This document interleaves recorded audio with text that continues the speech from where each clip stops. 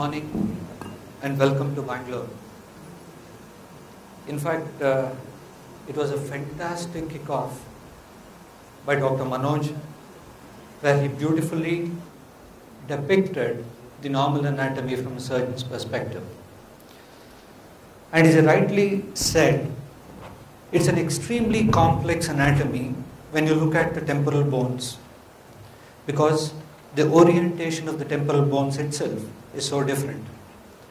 So today what we will be doing is, over the next half an hour, I will be trying to take you on a journey of a radiological roadmap for auditory and mid-ear anomalies.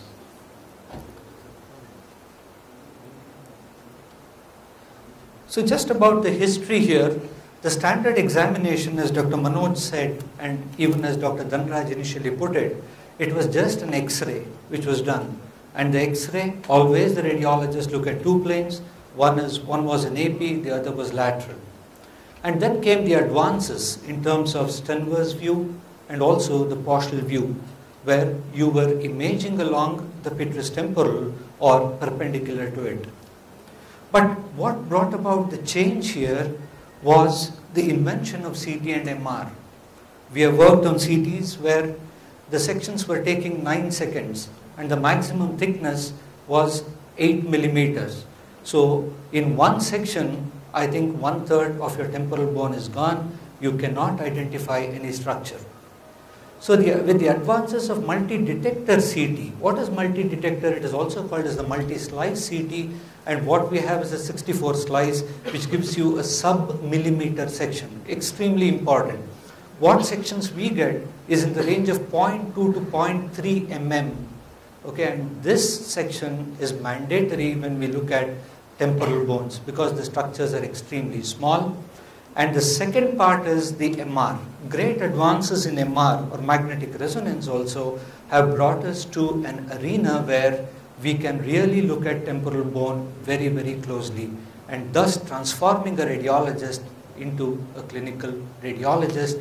And we do interact. In fact, a lot of ENT surgeons, a lot of friends of mine here, we all have an interaction. And in fact, if you can understand Kannada, it is like Halu Jenu Vandada Hage Namma Nimma Bandhana. I tell you, it is so closely knit, radiology and ENT, where one cannot stay without the other.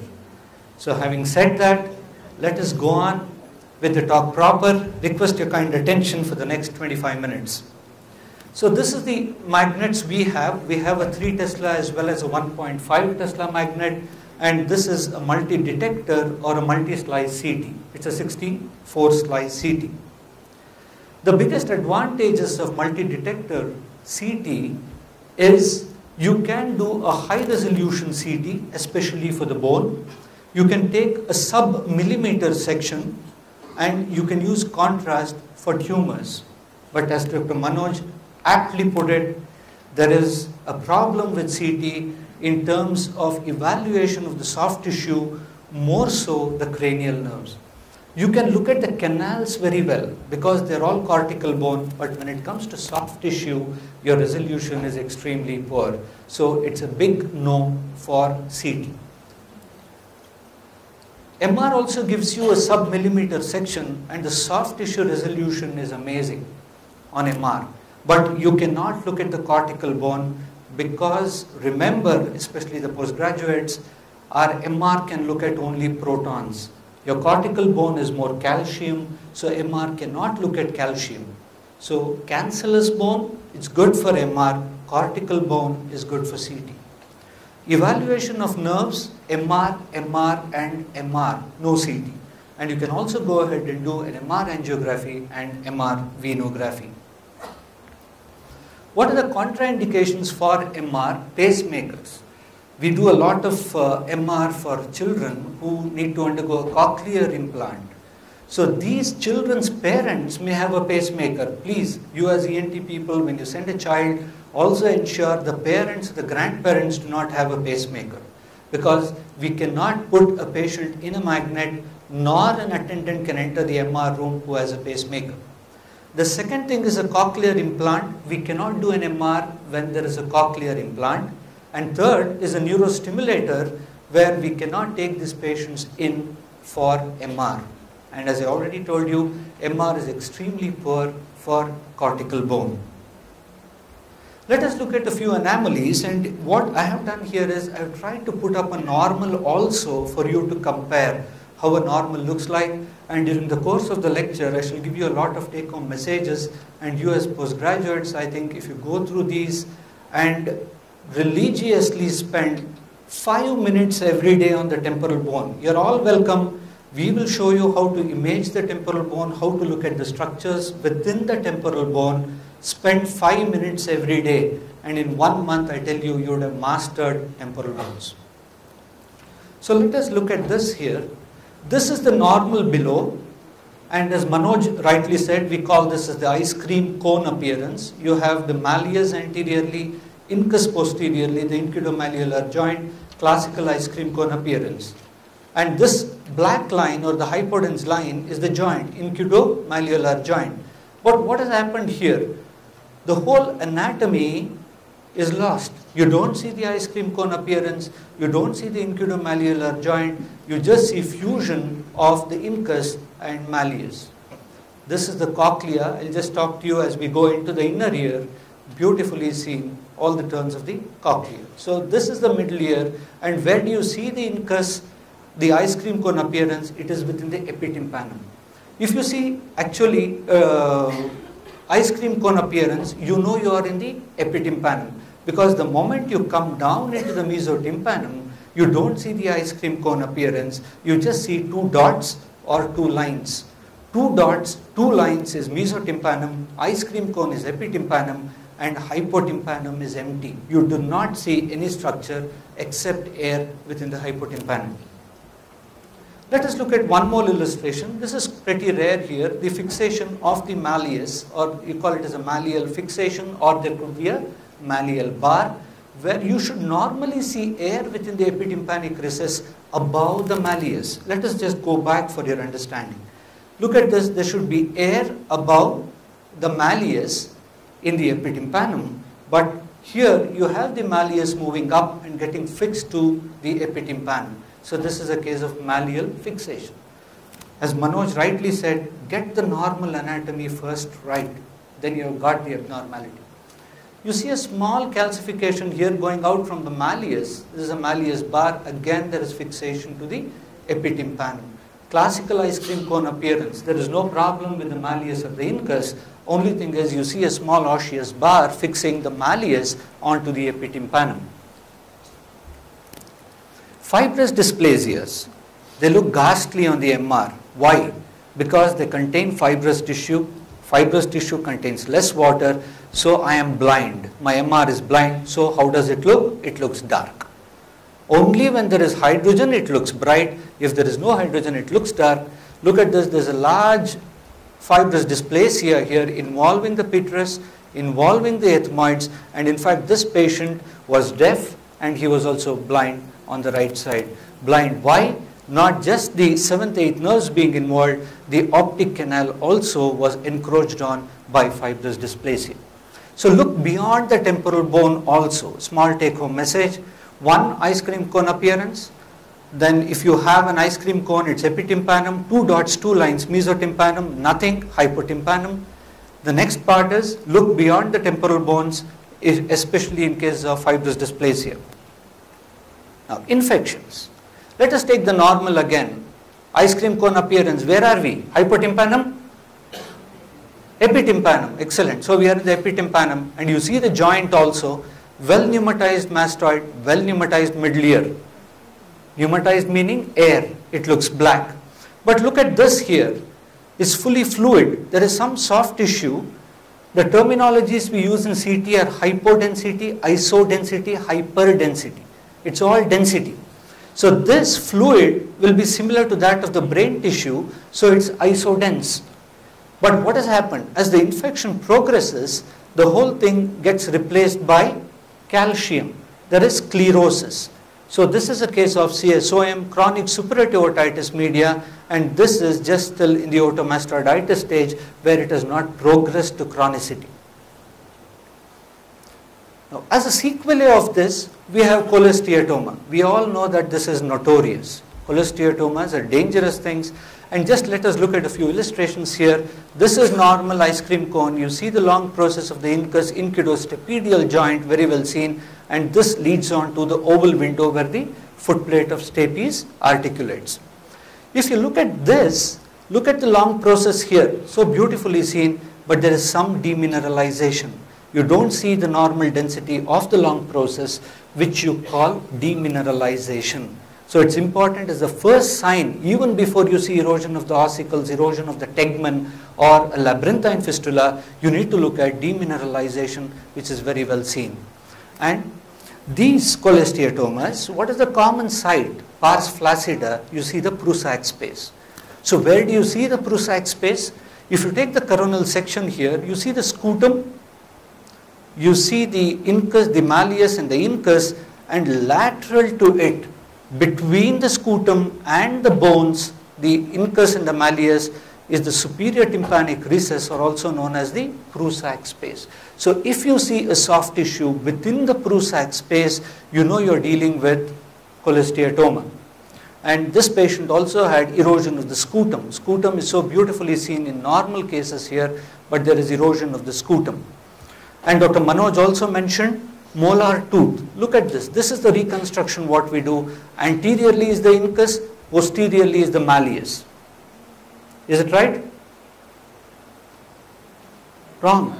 Anteriorly should be the malleus, posteriorly should be the incus. So those two give rise to a molar tooth appearance, and this cholesteatoma has eroded the incus. So there is loss of molar tooth sign. You see the malleus intact, but the incus is completely eroded. Now let us look at one more illustration. This we did 3 days back. I think it was somewhere on 31st Jan. Again you see the long process of the incus being eroded. The right side is absolutely normal, the right malleus is normal, the right incus is normal, but the long process of the left incus is eroded. Classical for cholesteatoma. Look at one more illustration. So now as we go on to the tegmen erosion, this is the erosion of the tegmen here by the cholesteatoma, and you can also have a large defect within the tegmen, and this is the axis which goes intracranial. You have two areas, one is tegmen, second is the dural plate, from where you can have an intracranial extension. Again, Dr. Manoj was talking about this dirty images, extremely bad images. This is a classical diffusion weighted sequence. And what happens on diffusion weighted is, when you do a diffusion weighted sequence, the cholesteatomas appear hyper intense, meaning there is restriction of diffusion. Just 1 minute on the anatomy or the physics of diffusion weighted, what happens is, whenever there is fluid, say CSF, there is free movement of hydrogen protons. There is no restriction to the mobility of the hydrogen protons, but when it comes to, say, keratinous material, or caseation, what happens is, it is a thick paste and there is restriction to the mobility of hydrogen protons. So once there is a restriction to the mobility of hydrogen protons, when you apply what is known as a diffusion moment of 500 or 1000, it is called B500 or B1000, we regularly use B1000, which is the standard, and that causes restriction of diffusion, and you see the cholesteatoma as a bright area. So it's important for us to do a diffusion weighted sequence in all cases of cholesteatomas. Labyrinthine fistula is a complication, and Manoj beautifully brought that out. You can have a look at this, the lateral semicircular canal here. There is erosion of the lateral semicircular canal with a fistulous communication between the middle ear and the inner ear. Let's look at one more plane. This is the coronal plane again. You see loss of bone between the lateral semicircular canal and the middle ear. So beautifully brought out. The superior semicircular canal is intact. The cortical bone surrounding the superior semicircular canal is also intact. And if you look at this illustration, again the tympanic portion of the facial nerve is eroded. So cholesteatomas can erode ossicles, can erode tegmen, can erode the bony covering of the labyrinth or the facial nerve.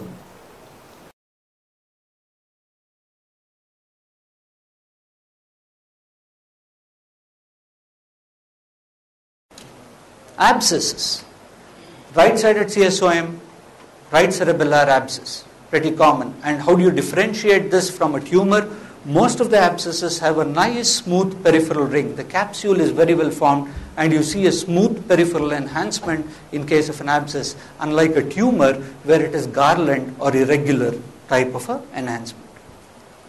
Dural sinus thrombosis again is pretty common in case of CSOM, and you see this empty delta sign. When you give a contrast, the thrombosed part of the sinus does not enhance.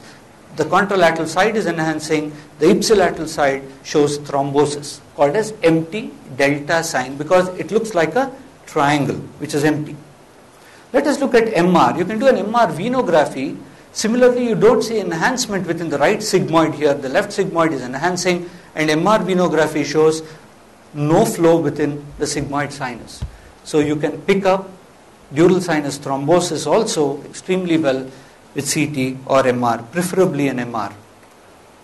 Now let us look at tumors. When it comes to tumors, paragangliomas, we have two types here. One is a glomus tympanicum, which is confined to the middle ear along the promontory. That is the commonest location. Or you also have jugulotympanicum, where you have a tumor within the jugular fossa going into the middle ear. It has two components, so we call it as jugulotympanicum. So let us see how imaging helps here. When we do a CT, have a look at this. You see enhancement along the promontory. You see the basal turn of the cochlea. You see the promontory so well here, and a soft tissue along the promontory. So you know you're dealing with a tumor within the inner ear, and this is not cholesteatoma because you don't see any erosion. And again, MR shows a bright signal on a T2 weighted sequence. So MR T2 weighted is extremely helpful, diffusion weighted is helpful, post contrast T1 is helpful, MR venography is helpful.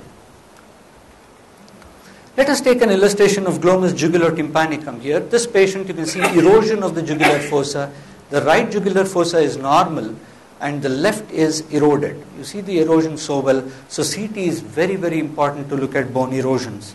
And when we do an MR in these patients, you can look at the tumor within the jugular fossa. You see the tumor which is enhancing, but the beauty of MR comes when you do a dynamic study. You can do a dynamic study, acquire the whole volume in less than 5 or 6 seconds, and you can run this again and again and again because there is no radiation, and you can also plot a curve. Look at this, there's a large mass sitting here, and then when you plot the wash-in, wash-out curves, you see there is a rapid wash-in of contrast and a rapid washout, very, very classical for a paraganglioma. So when we do a dynamic contrast study on an MR, you can differentiate a paraganglioma from a non-paragangliomatous lesion. Trauma, there are two types here, fractures. One is a longitudinal fracture and a transverse fracture. If a fracture occurs along the plane of the petrous temporal, along the plane is longitudinal. But if a fracture occurs perpendicular to it, it is a transverse fracture. Remember, along is longitudinal, perpendicular is a transverse fracture, and if the fracture again goes through the facial canal, it can involve the facial nerve, patient can have a element type facial palsy, or this patient had an incudomalleolar dislocation. Classical ice cream cone on the left, but look at the separation here of the joint, post-traumatic dislocation of incudomalleolar joint. Now, when it comes to inner ear, let's go through the inner ear. We have just 10 minutes remaining. Then we'll go to the auditory pathways of the brain. Very few slides, then we can conclude. So whenever we look at the large vestibular aqueduct, it should measure less than 1.5 mm. Sir, how do I measure? I may not be able to measure. But what you do is look at the posterior semicircular canal, which is there, and then look at the vestibular aqueduct. Both these should be more or less the same diameter. But in this case, the vestibular aqueduct is much larger than the posterior semicircular canal here, so you know you're dealing with a dilated vestibular aqueduct. more than 1.5 mm, or the best way is compare it with the posterior semicircular canal and you've got the answer. Let's go down. Cochleovestibular malformations are very common. We will go from the most severe to the relatively less severe one. The most severe we all know is Michel, where almost the whole labyrinth is not seen. Okay, we had a case, but this is taken from a book where it shows complete absence of the inner ear structures. This is very, very, very severe form and very, very rare. But when we go down in the descending order of severity, this is a common cavity. So this patient does not have a cochlea, does not have a vestibule, both are fused to form a common cavity. So this is again pretty common, and then 1/4 of all cochlear anomalies are common cavity malformations, where you cannot differentiate the vestibule from the cochlea. Let us look at this.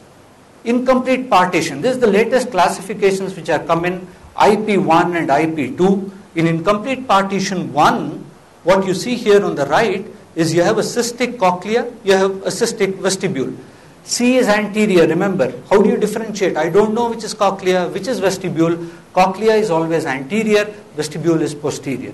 So you can easily now make out that there is a cystic dilatation of the cochlea and cystic dilatation of the vestibule in IP1 malformation. You can have a dwarf cochlea. Cochlea can be pretty small, but you still can see all the turns of the cochlea, but a very, very small cochlea. And in this patient, you also see there is an anterior migration of the labyrinthine portion of the facial nerve. Normally, the facial nerve gradually curves up, hooks around as the first genu and comes down, but there is a slight anterior migration. Montini malformations are type 2, the IP2 types, where you don't have the complete turns of the cochlea and the interscalar septum between the middle and the apical turn is missing. And all this you can see on CT. Because it's a 0.2 or 0.3 mm, you can easily pick these up.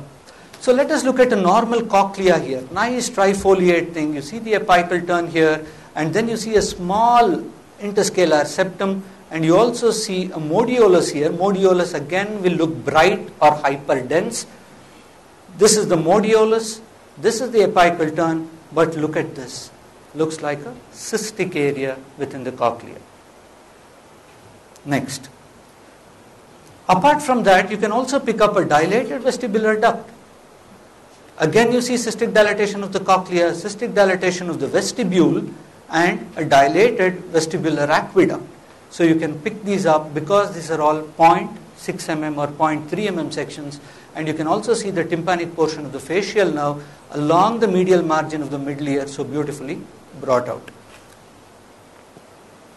Bilateral Mondini, dilatation vestibule, loss of normal architecture of the cochlea, beautifully seen both sides. This is left, this is right. I've just cut this and brought them together.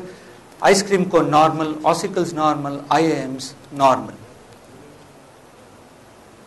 Otosclerosis. So how do you diagnose otosclerosis? The most important thing in otosclerosis is pick up demineralizations very, very early, and CT is the investigation of choice. Let us look at a few examples here. In fenestral type of otosclerosis, look at this. This is normal. The bone should be dense or white in color, bright, but here you see a small hypodensity. So please remember, petrous is a very, very dense bone, and any lucency you see within the petrous is abnormal until proved otherwise. So if you see this just anterior to the oval window here, you know you're dealing with a fenestral type of otosclerosis, but you can also look at otosclerosis retrofenestral. Look at this. There's gross demineralization in the retrofenestral area. And you can also look at cochlear, where you see a nice ring, what you call as the fourth turn of the cochlea, around the normal 3 turns. So you have to pick up any round hypodense area surrounding the cochlea is abnormal. Except the cochlea which appears hypodense, anything surrounding it is abnormal. So once you see a nice round turn, a demineralized focus surrounding the cochlea, you know you're dealing with otosclerosis. Labyrinthitis, you can have enhancement. MR is the investigation of choice. But when it progresses from a labyrinth to a sclerosis, then CT becomes extremely important. So this is a normal labyrinth. You see enhancement here, you know you're dealing with labyrinthitis. On MR, when you give contrast, there should be no enhancement within the labyrinth. If you see an enhancement, that means there is labyrinthitis. We'll look at ossificans. What happens? CT. The moment you say ossification, it is CT, it is not MR. And have a look at this. I've just zoomed this for you. This is the normal lateral semicircular canal, and you see the lateral semicircular canal completely ossified. Similarly, on the left. And look at the MR here, the 3D what we did, it looks as though it is amputated. Meaning there is deposition of calcium and MR cannot see. Labyrinthitis ossificans, the entire cochlea here is involved, and the commonest we know is a post-meningitic sequelae. Just show you one more illustration. It's a whitewash, complete. You see this, you don't see vestibule, you don't see cochlea, almost completely ossified. Very classical labyrinthitis ossificans. Or else, you should see a normal semicircular canal, you should see a vestibule, you should see cochlea. And look at the facial nerve here. Nice, beautiful. It just goes up anteriorly, acute angle, and then comes back. MR is very bad for labyrinthitis ossificans, but what you see on MR is you don't see. Meaning, you don't see the turns of the cochlea, you don't see vestibule, the entire thing appears dark because of calcification. IAMs, normal IAM, stenotic internal auditory canal. We are just going from the cochlea into the internal auditory canal, and this case was very, very interesting, where this child, for a cochlear implant, this is how it should be. 4 dots, remember. 1, 2, 3, 4. The superior one is facial, superior division of the vestibular, inferior division of the vestibular, and the cochlear. And vestibulocochlear nerve is, say, posterior, sorry, not posterior, it's behind, and then the superior is facial, inferior is cochlear. Facial and cochlear should be of the same size. Please remember, when you do an MR, the facial and cochlear should be of the same size, and in this patient there was no cochlea and there were no cochlear nerves at all, no cochlear nerves. So this is a case of aplasia of the cochlea and the cochlear nerve. And one more patient here, I'll just finish in 2 minutes. This is a duplication of the internal auditory canal. This patient had a duplication of IAC. In fact, Dr. Shankar Madkeri was the person who referred this. We had a look at it very closely, and there was only one nerve. There's just one nerve going into it. And look at the duplication so beautifully brought out. You have one canal above, one canal below, classical IAC duplication. And what happens in such cases, you have facial going in, vestibular going in into different foramina. Bilateral acoustic neurinomas, classical and F2. If you see bilateral acoustic neurinomas, you know you're dealing with an F2. Then there can be a brainstem infarct, classical brainstem infarct, or this patient with an adrenoleukodystrophy, lateral lemniscus involvement. These are all the auditory pathways, how they are involved. There could be medial geniculate body involvement, the posterior inferior portion of the thalamus. This is an infarct in the right temporal lobe. This is a tumor. Look at the irregular enhancement of the tumor. Last 3 slides here. Facial nerve. Cochlear and facial should be of the same size, and this patient has absence of facial nerve. Superior portion, no facial. Vestibulocochlear nerve is seen. Dehiscent facial nerve, Manoj already spoke to you. You look at this, there is no bony covering for the facial nerve. The tympanic portion is exposed. This is the lateral semicircular canal. Facial neuritis.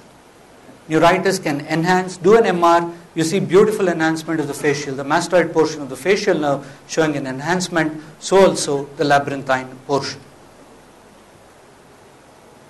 This was, in fact, I think Vijendra operated on this along with Dr. Nanjundappa. This was a facial nerve neuroma. Look at the hourglass here. The mastoid portion was involved, and this was lying in the parapharyngeal space or the parotid space where it came down, and you see the constriction at the stylomastoid foramen. So you can pick up all this extremely well on the MR. So to conclude, MDCT and high resolution MR have revolutionized imaging of the temporal bones. Wherever there is calcium or ossification, look at CT. Wherever you need to look at fluid structures, do an MR. And these two are excellent imaging tools, and they are complementary to each other, especially when you plan your cochlear implants. We have to do a CT, we have to do an MR. And these are not a one-stop shop, they are one-stop shops for the treating surgeon, because you can look at morphology, tissue characterization, functional study, angiography, and spectroscopy. With this, let me conclude. Thank you very much for your attention.